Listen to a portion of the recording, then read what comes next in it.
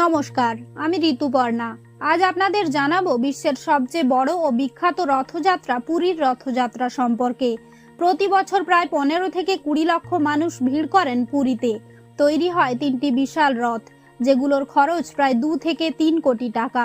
আশ্চর্যের বিষয়, কোনো স্কেল বা ডিজাইন ছাড়াই এই রথগুলো এমন নিখুঁতভাবে তৈরি হয় যেন ঈশ্বরের হাতেই তৈরি।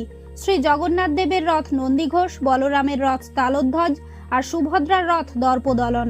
এদের চাকা, কাঠ, এমনকি টানার রশি পর্যন্ত নির্দিষ্ট নিয়ম মেনে তৈরি হয়। রথ বানানোর সময় ব্যবহৃত হয় নিম কাঠ, আর কাটার আগে সেই গাছে ছোঁয়ানো হয় সোনার কুঠার। কিন্তু জানেন কি, পেরেক ছাড়া কিভাবে তৈরি হয় জগন্নাথ দেবের রথ? জগন্নাথ দেবের রথ তৈরির প্রক্রিয়াটি অত্যন্ত ঐতিহ্যবাহী এবং এর পেছনে রয়েছে প্রাচীন জ্ঞান ও কারিগরি দক্ষতা। আধুনিক পেরেক বা স্ক্রু ব্যবহার না করে রথ তৈরি করা হয় কিছু বিশেষ পদ্ধতি মেনে। কাঠের জোড়: রথের বিভিন্ন অংশ যেমন চাকা, অক্ষ, বিম ইত্যাদি তৈরি করতে কাঠের বিশেষ জোড় পদ্ধতি ব্যবহার করা হয়। কাঠগুলিকে এমনভাবে কাটা এবং বসানো হয় যাতে তারা একে অপরের সাথে দৃঢ়ভাবে আটকে থাকে, অনেকটা ধাঁধার টুকরোর মতো। এতে কোনো ধাতব পেরেকের প্রয়োজন হয় না। রথের বিভিন্ন অংশকে আরো মজবুতভাবে সংযুক্ত করতে কাঠের তৈরি কিলক ব্যবহার করা হয়।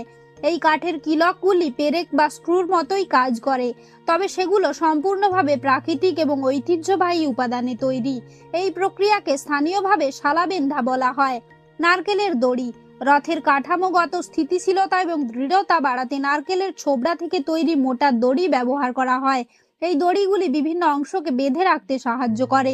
পরম্পরাগত পরিমাপ পদ্ধতি: কারিগররা আধুনিক ফুট বা ইঞ্চির বদলে হাত এবং আঙুলের মতো ঐতিহ্যবাহী পরিমাপে ব্যবহার করেন।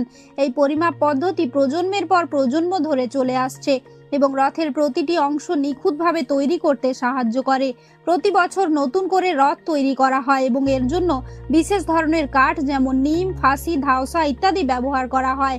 এই পুরো প্রক্রিয়াটি বংশানুক্রমিকভাবে প্রাপ্ত জ্ঞান এবং দক্ষতা ব্যবহার করে বিশ্বকর্মা বা মহারানা নামে পরিচিত কারিগররা সম্পন্ন করেন। তো বন্ধুরা, ভিডিওটি ভালো লাগলে অবশ্যই লাইক, কমেন্ট, শেয়ার এবং সাবস্ক্রাইব করে পাশে থাকবেন।